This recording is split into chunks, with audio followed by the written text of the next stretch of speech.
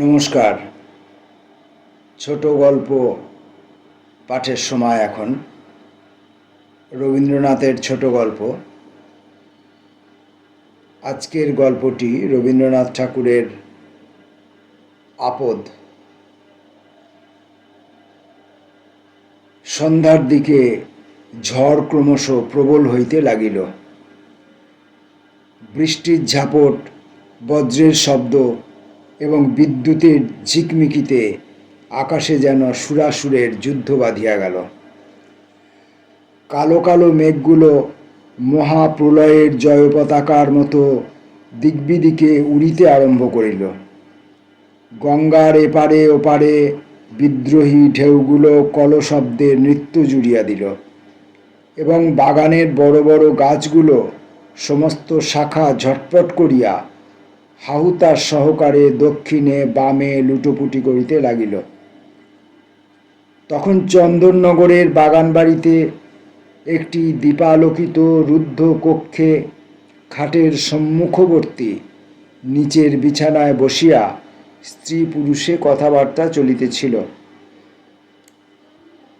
শরৎবাবু বলিতেছিলেন, আর কিছুদিন থাকিলেই তোমার শরীর সম্পূর্ণ সারিয়া উঠিবে, তখন আমরা দেশে ফিরিতে পারিব। কিরণময়ী বলিতেছিলেন, আমার শরীর সম্পূর্ণ সারিয়া উঠিয়াছে, এখন দেশে ফিরিলে কোনো ক্ষতি হইবে না। বিবাহিত ব্যক্তিমাত্রই বুঝিতে পারিবেন, কথাটা যত সংক্ষেপে রিপোর্ট করিলাম তত সংক্ষেপে শেষ হয় নাই। বিষয়টি বিশেষ দুরূহ নহে, তথাপি বাদ প্রতিবাদ কিছুতেই মীমাংসার দিকে অগ্রসর হইতেছিল না। কর্ণহীন নৌকার মতো ক্রমাগতই ঘুর খাইয়া মরিতেছিল। অবশেষে অশ্রুতরঙ্গে ডুবি হইবার সম্ভাবনা দেখা দিল। শরৎ কহিলেন, ডাক্তার বলিতেছে আর কিছুদিন থাকিয়া গেলে ভালো হয়। কিরণ কহিলেন, তোমার ডাক্তার তো সব জানে। শরৎ কহিলেন, জানো তো, এই সময়ে দেশে নানা প্রকার ব্যামোর প্রাদুর্ভাব হয়, অতএব আর মাস দুয়েক কাটাইয়া গেলে ভালো হয়। কিরণ কহিলেন, এখানে এখনো বুঝি কোথাও কাহারও কোনো ব্যামো হয় না? পূর্ব ইতিহাসটা এই। কিরণকে তাহার ঘরের এবং পাড়ার সকলেই ভালোবাসে, এমনকি শাশুড়ি পর্যন্ত।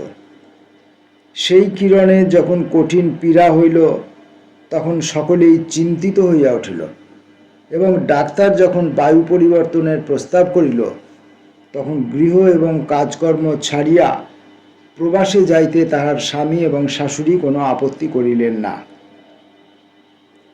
যদিও গ্রামের বিবেচক প্রাজ্ঞ ব্যক্তি মাত্রেই বায়ু পরিবর্তনে আরোগ্যের আশা করা যায় এবং স্ত্রীর জন্য এতটা হুলস্থুল করিয়া তোলা নব্যস্ত্রৈণতার একটা নির্লজ্জ আতিশয্য বলিয়া স্থির করিলেন এবং প্রশ্ন করিলেন, ইতিপূর্বে কি কাহারও স্ত্রীর কঠিন পীড়া হয় নাই? শরৎ যেখানে যাওয়া স্থির করিয়াছেন সেখানে কি মানুষরা অমর? এবং এমন কোনো দেশ কি আছে যেখানে অদৃষ্টের লিপি সফল হয় না? তথাপি শরৎ এবং তাঁর মা সে সকল কথায় কর্ণপাত করিলেন না। তখন গ্রামের সমস্ত সমবেত অভিজ্ঞতার অপেক্ষা তাহাদের হৃদয়লক্ষ্মী কিরণের প্রাণটুকু তাহাদের নিকট গুরুতর বোধ হইল। প্রিয় ব্যক্তির বিপদে মানুষের এরূপ মোহ ঘটিয়া থাকে। শরৎ চন্দননগরের বাগানে আসিয়া বাস করিতেছেন এবং কিরণও রোগমুক্ত হইয়াছেন। কেবল শরীর এখনো সম্পূর্ণ সবল হয় নাই। তাহার মুখ চক্ষে একটি সকরুণ কৃশতা অঙ্কিত হইয়াছে, যাহা দেখিলে হৃদকম্প সহ মনে উদয় হয়, আহা, বড় রক্ষা পাইয়াছে। কিন্তু কিরণের স্বভাবটা সঙ্গপ্রিয়, আমোদপ্রিয়। এখানে একলা আর ভালো লাগিতেছে না। তাহার ঘরের কাজ নাই, পাড়ার সঙ্গিনী নাই, কেবল সমস্ত দিন আপনার রুগ্ন শরীরটাকে লইয়া নাড়াচাড়া করিতে মন যায় না। ঘণ্টায় ঘণ্টায় দাগ মাপিয়া ঔষধ খাও, তাপ দাও, পথ্য পালন করো, ইহাতে বিরক্তি ধরিয়া গিয়াছে। আজ ঝড়ের সন্ধ্যাবেলায় রুদ্ধ গৃহে স্বামী স্ত্রীতে তাহাই লইয়া আন্দোলন উপস্থিত হইয়াছিল। কিরণ যতক্ষণ উত্তর দিতেছিল ততক্ষণ উভয় পক্ষে সমকক্ষভাবে দ্বন্দ্বযুদ্ধ চলিতেছিল। কিন্তু অবশেষে কিরণ যখন নিরুত্তর হইয়া বিনা প্রতিবাদে শরতের দিক হইতে ঈষৎ বিমুখ হইয়া ঘাড় বাঁকাইয়া বসিল, তখন দুর্বল নিরুপায় পুরুষটির আর কোনো অস্ত্র রহিল না। পরাভব স্বীকার করিবার উপক্রম করিতেছে, এমন সময়ে বাহির হইতে বেহারা উচ্চৈঃস্বরে কি একটা নিবেদন করিল।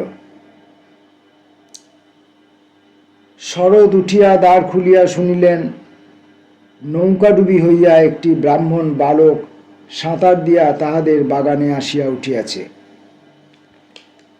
শুনিয়া কিরণের মান অভিমান দূর হইয়া গেল।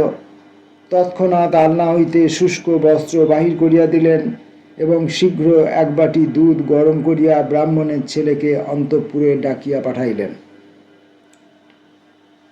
ছেলেটির লম্বা চুল, বড় বড় চোখ, গোঁফের রেখা এখনো ওঠে নাই।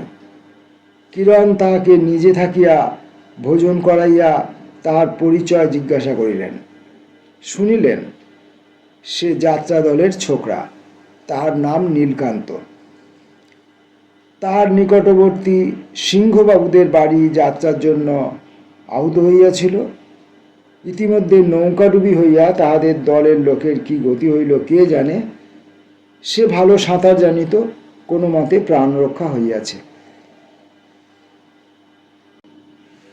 ছেলেটি এইখানেই রহিয়া গেল, আর একটু হইলেই সে মারা পড়িত, এই মনে করিয়া তাহার প্রতি কিরণের অত্যন্ত দয়ার উদ্রেক হইল। শরৎ মনে করিলেন, হইল ভালো, কিরণ একটা নতুন কাজ হাতে পাইলেন, এখন কিছুকাল এইভাবে কাটিয়া যাইবে। ব্রাহ্মণ বালকের কল্যাণে পুণ্য সঞ্চয়ের প্রত্যাশায় শাশুড়িও প্রসন্নতা লাভ করিলেন এবং অধিকারী মহাশয় ও যমরাজের হাত হইতে সহসা এই ধনী পরিবারের হাতে বদলি হইয়া নীলকান্ত বিশেষ আরাম বোধ করিল। কিন্তু অনতিবিলম্বে শরৎ এবং তাহার মাতার মত পরিবর্তন হইল। তাহারা ভাবিলেন আর আবশ্যক নাই, এখন এই ছেলেকে বিদায় করিতে পাইলে আপদ যায়।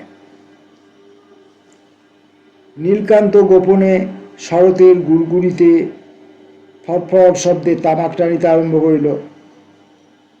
বৃষ্টির দিনে অম্লান বদনে তাহার শখের সিল্কের ছাতাটি মাথায় দিয়া নববন্ধু সঞ্চয় চেষ্টায় পল্লীতে পর্যটন করিতে লাগিল। কোথাকার একটা মলিন গ্রাম্য কুকুরকে আদর দিয়া এমনই স্পর্ধিত করিয়া তুলিল যে সে অনাহুত শরতের সুসজ্জিত ঘরের মধ্যে প্রবেশ করিয়া নির্মল জাজিমের উপর পদপল্লব চতুষ্টয়ের ধূলিরেখায় আপন শুভাগমন সংবাদ স্থায়ীভাবে মুদ্রিত করিয়া দিতে লাগিল।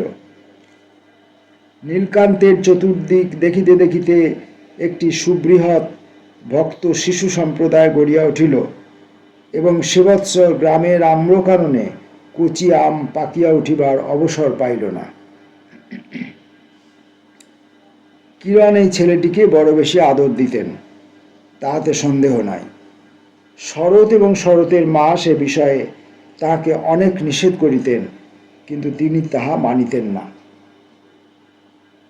শরতের পুরনো জামা, মোজা এবং নতুন ধুতি, চাদর, জুতা পরাইয়া তিনি তাহাকে বাবু সাজাইয়া তুলিলেন। মাঝে মাঝে যখন তখন তাহাকে ডাকিয়া লইয়া তার স্নেহ এবং কৌতুক উভয়ই চরিতার্থ হইত।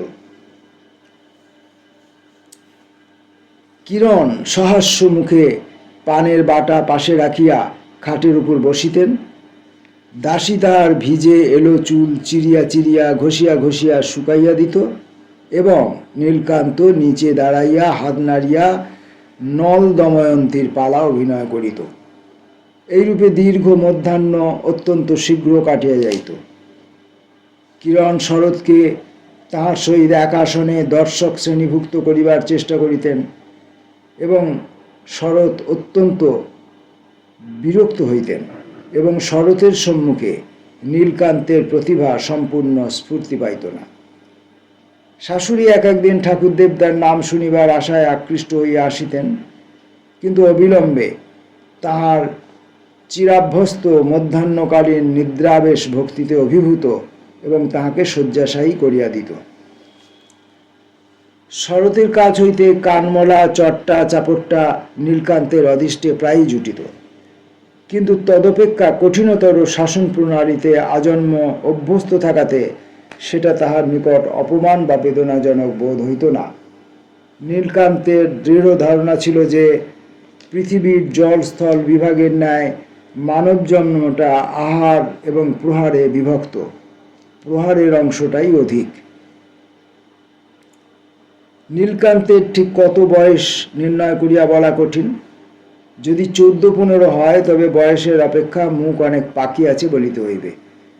যদি 17-18 হয় তবে বয়সের অনুরূপ পাক ধরে নাই, হয় সে অকালপক্ষ নয় সে অকাল অপক্ষ। আসল কথা এই, সে অতি অল্প বয়সেই যাত্রার দলে ঢুকিয়া রাধিকা, দয়মন্তী, সীতা, বিদ্যার সখী সাজিত।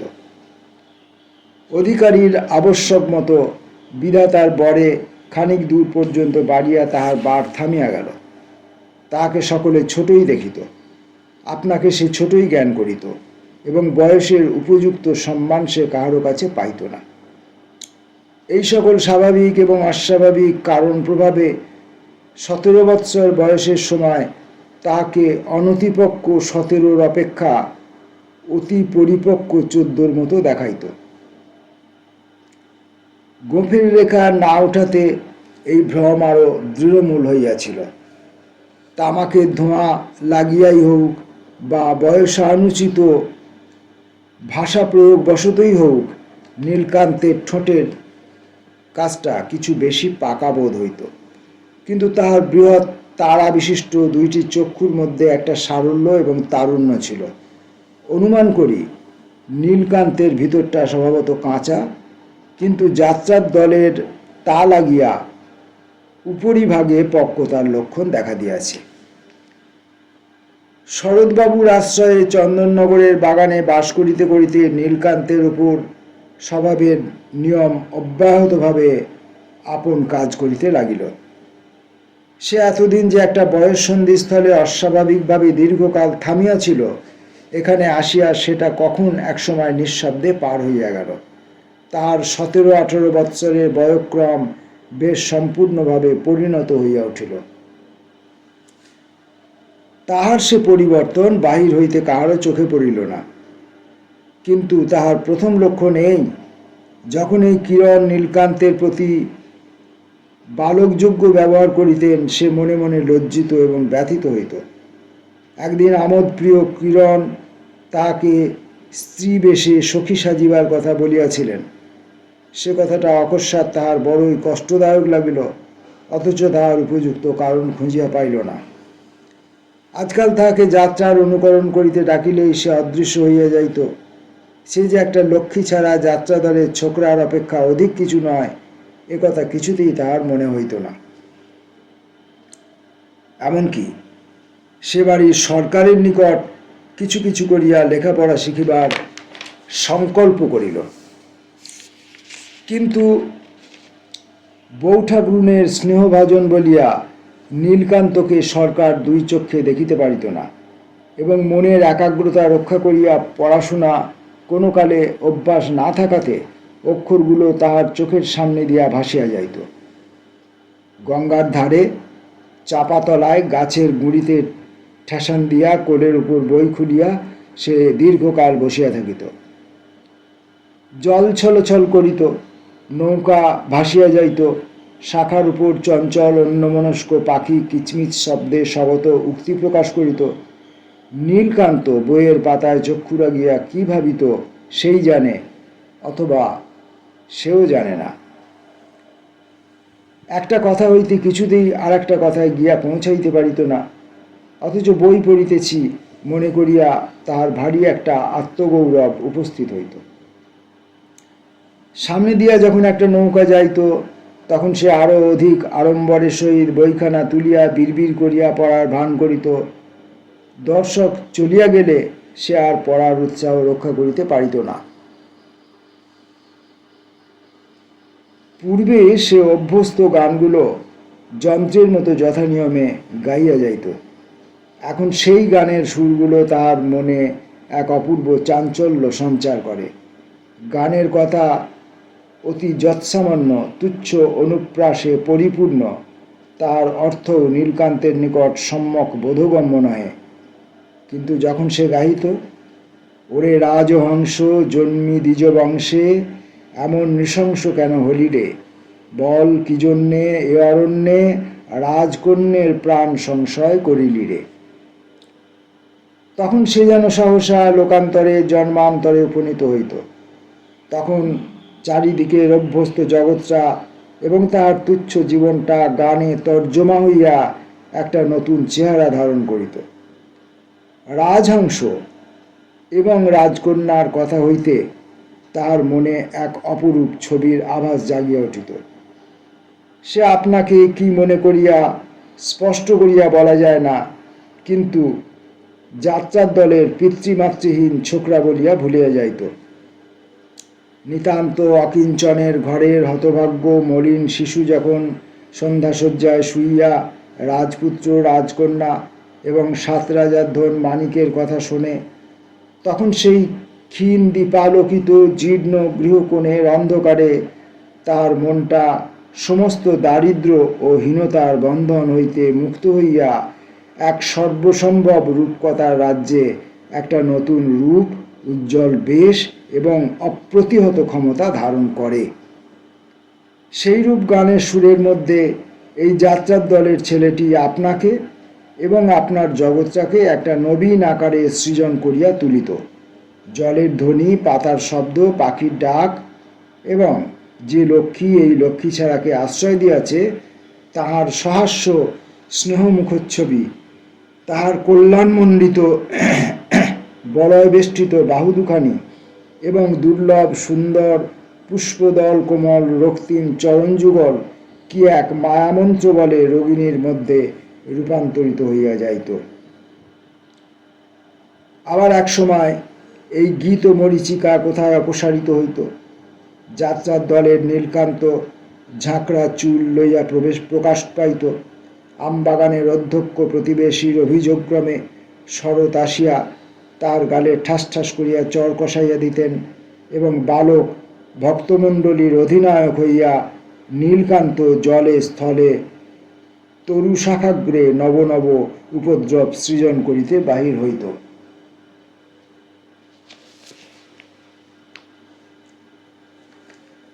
ইতিমধ্যে শরতের ভাই সতীশ কলিকাতা কলেজের ছুটিতে বাগানে আসিয়া আশ্রয় লইল। কিরণ ভারী খুশি হইলেন। তাহার হাতে আরেকটি কাজ জুটিল। উপবেশনে, আহারে, আচ্ছাদনে সমবয়স্ক ঠাকুরপোর প্রতি পরিহাস পাশ বিস্তার করিতে লাগিলেন। কখনো হাতে সিঁদুর মাখিয়া তাহার চোখ টিপিয়া ধরেন, কখনো তাহার জামার পিঠে বাঁদর লিখিয়া রাখেন, কখনো ঝনাত করিয়া বাহির হইয়া দ্বার রুদ্ধ করিয়া সুললিত উচ্চহাস্যে পলায়ন করেন। সতীশও ছাড়িবার পাত্র নয়। সে তাহার চাবি চুরি করিয়া তার পানের মধ্যে লঙ্কা পুড়িয়া অলক্ষিতে খাটের খুঁড়ার সহিত তাহার আঁচল বাঁধিয়া প্রতিশোধ তুলিতে থাকে। এই রূপে উভয়ে সমস্ত দিন তর্জন ধাবন হাস্য, এমনকি মাঝে মাঝে কলহ ক্রন্দন সাদাসাদি এবং পুনরায় শান্তি স্থাপন চলিতে লাগিল। নীলকান্তকে কি ভূতে পাইল কে জানে। সে কি উপলক্ষ করিয়া কাহার সহিত বিবাদ করিবে ভাবিয়া পায় না, অথচ তাহার মন তীব্র তিক্ত রসে পরিপূর্ণ হইয়া গেল। সে তাহার ভক্ত বালকগুলিকে অন্যায় রূপে কাঁদাইতে লাগিল। তার সেই পোষা দেশি কুকুরটাকে অকারণে লাথি মারিয়া কেই কেই শব্দে নভমণ্ডল ধ্বনিত করিয়া তুলিল। এমনকি পথে ভ্রমণের সময় সবেগে ছড়ি মারিয়া আগাছাগুলো শাখাচ্ছেদন করিয়া চলিতে লাগিল। যাহারা ভালো খাইতে পারে তাহাদিওকে সম্মুখে বসিয়া খাওয়াইতে কিরণ অত্যন্ত ভালোবাসে। ভালো খাইবার ক্ষমতাটা নীলকান্তের ছিল। সুখাদ্য দ্রব্য পুনঃ পুনঃ খাইবার অনুরোধ তাহার নিকট কদাচ ব্যর্থ হইত না। এই জন্য কিরণ প্রায় তাহাকে ডাকিয়া লইয়া নিজে থাকিয়া খাওয়াইতেন এবং এই ব্রাহ্মণ বালকের তৃপ্তিপূর্বক আহার দেখিয়া তিনি বিশেষ সুখ অনুভব করিতেন।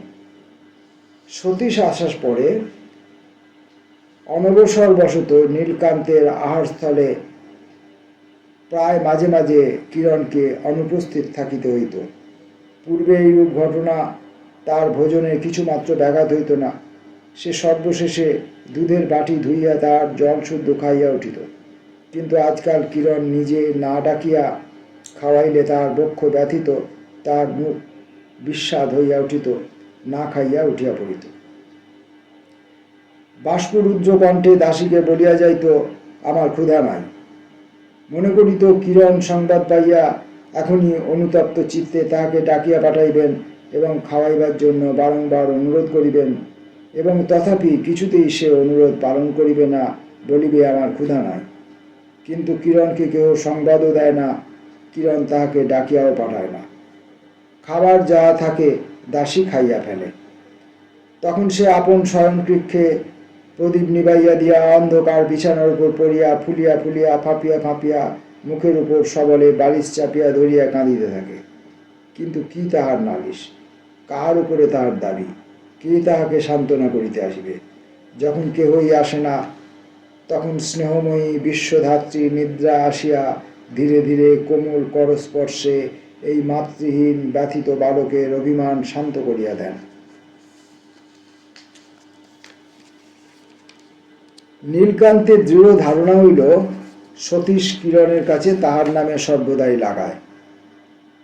যেদিন কিরণ কোনো কারণে গম্ভীর হইয়া থাকিতেন, সেই দিন নীলকান্ত মনে করিত সতীশের চক্রান্তে কিরণ তাহারই উপর রাগ করিয়া আছেন। এখন হইতে নীলকান্ত এক মনে তীব্র আকাঙ্ক্ষার সঙ্গে সর্বদাই দেবতার নিকট প্রার্থনা করে, আর জন্মে আমি যেন সতীশ হই এবং সতীশ যেন আমি হয়। সে জানিত ব্রাহ্মণের একান্ত মনের অভিশাপ কখনো নিষ্ফল হয় না। এই জন্য সে মনে মনে সতীশকে ব্রহ্মতেজে দগ্ধ করিতে গিয়া নিজে দগ্ধ হইতে থাকে এবং উপরের তলা হইতে সতীশ ও তাহার বউ ঠাকুরানীর উচ্ছ্বসিত উচ্চহাস্য মিশ্রিত পরিহাস কলরব শুনিতে পাইত। নীলকান্ত স্পষ্টত সতীশের কোনরূপ শত্রুতা করিতে সাহস করিত না, কিন্তু সুযোগ মতো তাহার ছোটখাটো অসুবিধা ঘটাইয়া প্রীতি লাভ করিত।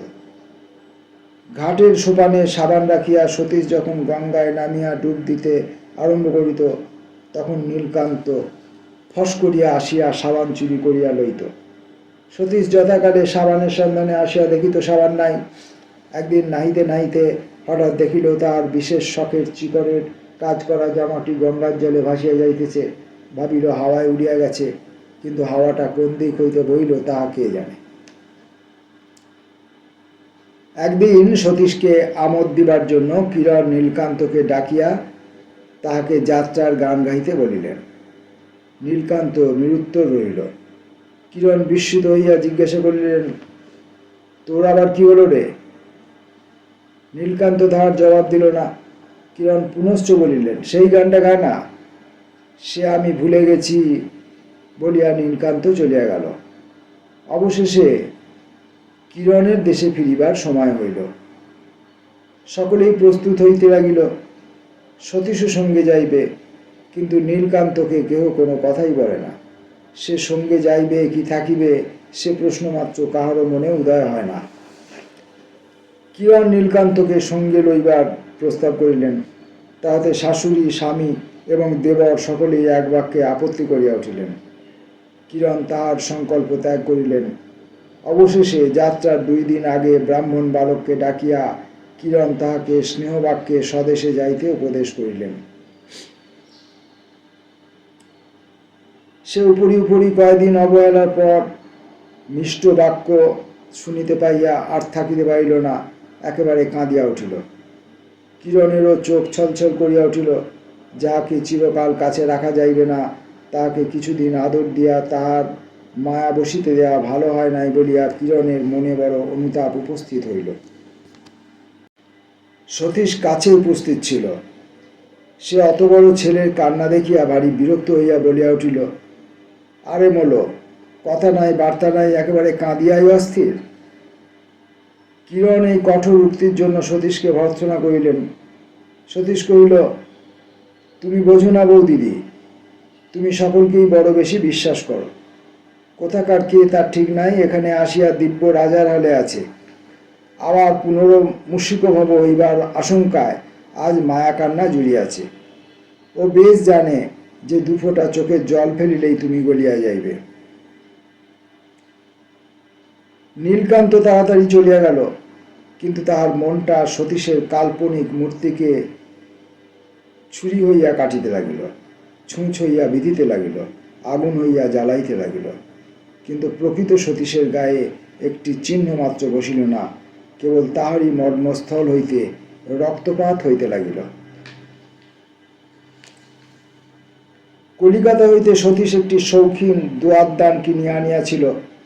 তাহাতে দুই পাশে দুই ঝিনুকের নৌকার উপর দোয়াত বসানো এবং মাঝে একটা জর্মন রৌপের হাঁস উন্মুক্ত চঞ্চুপুটে কলম লইয়া পাখা মেলিয়া বসিয়া আছে। সেটির প্রতি সতীশের অত্যন্ত যত্ন ছিল। প্রায় সে মাঝে মাঝে সিল্কের রুমাল দিয়া অতি যত্নে সেটি ঝাড়পোছ করিত। কিরণ প্রায় পরিহাস করিয়া সেই রৌপ্যহংসের চঞ্চু অগ্রভাগে অঙ্গুলির আঘাত করিয়া বলিতেন, ওরে রাজহংস, জন্মি দ্বিজবংশে এমন নৃশংস কেন হলি রে? এবং ইহাই উপলক্ষ করিয়া দেবরে তাহাতে হাস্য কৌতুকের বাগযুদ্ধ চলিত। স্বদেশ যাত্রার আগের দিন সকালবেলায় সে জিনিসটা খুঁজিয়া পাওয়া গেল না। কিরণ হাসিয়া কহিলেন, ঠাকুরপো, তোমার রাজহংস তোমার দময়ন্তীর অন্বেষণে উড়িয়াছে। কিন্তু সতীশ অগ্নিশর্মা হইয়া উঠিল। নীলকান্তই যে সেটা চুরি করিয়াছে সে বিষয়ে তাহার সন্দেহ মাত্র রহিল না। গর্ত করল সন্ধ্যায় সময় তাহাকে সতীশের ঘরের কাছে ঘুরঘুর করিতে দেখিয়াছে, এমন সাক্ষীও পাওয়া গেল। সতীশের সম্মুখে অপরাধী আনিত হইল। সেখানে কিরণও উপস্থিত ছিলেন। সতীশ একেবারেই তাহাকে বলিয়া উঠিলেন, তুই আমার দোয়াত চুরি করে কোথায় রেখেছিস, এনে দে। নীলকান্ত নানা অপরাধে এবং বিনা অপরাধেও শরতের কাছে অনেক মার খাইয়াছে এবং বরাবর প্রফুল্ল চিত্রে তাহা বহন করিয়াছে। কিন্তু কিরণের সম্মুখে যখন তাহার নামে দোয়াত চুরির অপবাদ আসিল, তখন তাহার বড় বড় দুই চোখ আগুনের মতো জ্বলিতে লাগিল। তাহার বুকের কাছটা ফুলিয়া কণ্ঠের কাছে ঠেলিয়া উঠিল। সতীশ আর একটা কথা বলিলেই সে তাহার দুই হাতের 10 নোট লইয়া ক্রুদ্ধ বিড়াল শাবকের মতো সতীশের উপর গিয়া পড়িত। তখন কিরণ তাহাকে পাশের ঘরে ডাকিয়া লইয়া মৃদু মিষ্টস্বরে বলিলেন, নীলু, যদি সেই দোয়াতটা নিয়ে থাকিস আমাকে আস্তে আস্তে দিয়ে যা, তোকে কেউ কিছু বলবে না। নীলকান্তের চোখ ফাটিয়া টস টস করিয়া জল পড়িতে লাগিল। অবশেষে সে মুখ ঢাকিয়া কাঁদিতে লাগিল। কিরণ বাহিরে আসিয়া বলিলেন, নীলকান্ত কখনোই চুরি করেনি। শরৎ এবং সতীশ উভয়েই বলিতে লাগিলেন, নিশ্চয় নীলকান্ত ছাড়া আর কেউই চুরি করেনি। কিরণ সবলে বলিলেন, কখনোই না। শরৎ নীলকান্তকে ডাকিয়া সওয়াল করিতে ইচ্ছা করিলেন। কিরণ বলিলেন, না, উহাকে এই চুরি সম্বন্ধে কোনো কথা জিজ্ঞাসা করিতে পারিবে না। সতীশ কহিলেন, উহার ঘর এবং বাক্স খুঁজিয়া দেখা উচিত। কিরণ বলিলেন, তাহা যদি করো তাহা হইলে তোমার সঙ্গে আমার জন্মশোধ আরই হইবে। নির্দোষীর প্রতি কোনরূপ সন্দেহ প্রকাশ করিতে পাইবে না। বলিতে বলিতে তাহার চোখের পাতা 2 ফোঁটা জলে ভিজিয়া উঠিল। তারপর সেই করুণ চক্ষুর অশ্রুজলে দোহাই মানিয়া নীলকান্তের প্রতি আর কোনরূপ হস্তক্ষেপ করা হইল না। নিরীহ আশ্রিত বালকের প্রতি এইরূপ অত্যাচারে কিরণের মনে অত্যন্ত দয়ার সঞ্চার হইল। তিনি ভালো 2 জোড়া ফরাসডাঙা ধুতি চাদর, 2টি জামা, 1 জোড়া নতুন জুতা, একখানি 10 টাকার নোট লইয়া সন্ধ্যাবেলায় নীলকান্তের ঘরের মধ্যে প্রবেশ করিলেন। তাহার ইচ্ছা ছিল নীলকান্তকে না বলিয়া সেই স্নেহ উপহারগুলি আস্তে আস্তে তাহার বাক্সের মধ্যে রাখিয়া আসিবেন। টিনের বাক্সটিও তাহার দত্ত। আঁচল হইতে চাবির গোছা লইয়া নিঃশব্দে সেই বাক্স খুলিলেন, কিন্তু তাহার উপহারগুলি ধরাইতে পারিলেন না। বাক্সের মধ্যে লাটাই, কঞ্চি, কাঁচা আম কাটিবার জন্য ঘষা ঝিনুক, ভাঙা গ্লাসের তলা প্রভৃতি নানা জাতীয় পদার্থ স্তূপাকারে রক্ষিত। কিরণ ভাবিলেন, বাক্সটি ভালো করিয়া গুছাইয়া তাহার মধ্যে সকল জিনিস ধরাইতে পারিবেন। সেই উদ্দেশ্যে বাক্সটি খালি করিতে লাগিলেন। প্রথমে লাঠিম চুরি প্রভৃতি বাহির হইতে লাগিল। তারপরে খান কয়েক ময়লা এবং কাঁচা কাপড় বাহির হইল। তারপরে সকলের নিচে সতীশের সেই বহু যত্নে রাজহংস শোভিত দুয়ারদানটি বাহির হইয়া আসিল। কিরণ আশ্চর্য হইয়া আরক্তিম মুখে অনেকক্ষণ সেটি হাতে করিয়া লইয়া ভাবিতে লাগিলেন। ইতিমধ্যে কখন নীলকান্ত পশ্চাৎ হইতে ঘরে প্রবেশ করিল তিনি তাহা জানিতেও পারিলেন না। নীলকান্ত সমস্তই দেখিল, মনে করিল কিরণ স্বয়ং চোরের মতো তাহার চুরি ধরিতে আসিয়াছেন এবং তাহার চুরিও ধরা পড়িয়াছে। সে যে কেবল সামান্য চোরের মতো লোভে পড়িয়া চুরি করে নাই, সে যে কেবল প্রতিহিংসা সাধনের জন্য এ কাজ করিয়াছে, সে যে ওই জিনিসটা গঙ্গার জলে ফেলিয়া দিবে বলিয়াই ঠিক করিয়াছিল, কেবল এক মুহূর্তের দুর্বলতাবশত ফেলিয়া না দিয়া নিজের বাক্সের মধ্যে পুরিয়াছে, এ সকল কথা সে কেমন করিয়া বুঝাইবে? সে চোর নয়, সে চোর নয়। তবে সে কি? কেমন করিয়া বলিবে সে কি? সে চুরি করিয়াছে, কিন্তু সে চোর নয়। কিরণ যে তাহাকে চোর বলিয়া সন্দেহ করিয়াছেন, এ নিষ্ঠুর অন্যায় সে কিছুতেই বুঝাইতে পারিবে না, বহন করিতেও পারিবে না। কিরণ একটি দীর্ঘ নিঃশ্বাস ফেলিয়া সেই দুয়ারদানটা বাক্সের ভিতরে রাখিলেন। চোরের মতো তার উপরে ময়লা কাপড় চাপা দিলেন। তার উপরে বালকেরা লাটাই, লাঠিম, ঝিনুক, কাঁচের টুকরো প্রভৃতি সমস্তই রাখিয়া দিলেন এবং সর্বাপরি তাহার উপহারগুলি ও 10 টাকার নোটটি সাজাইয়া রাখিলেন। কিন্তু পরের দিন সেই ব্রাহ্মণ বালকের কোনো উদ্দেশ্য পাওয়া গেল না। গ্রামের লোকেরা বলিল তাহাকে দেখে নাই।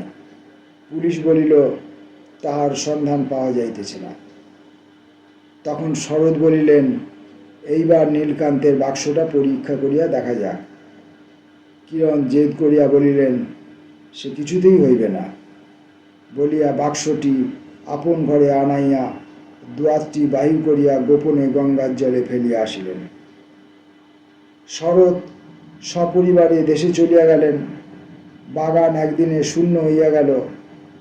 কেবল নীলকান্তের সেই পোষা গ্রাম্য কুকুরটা আহার ত্যাগ করিয়া নদীর ধারে ঘুরিয়া ঘুরিয়া খুঁজিয়া খুঁজিয়া কাঁদিয়া কাঁদিয়া বেড়াইতে লাগিল।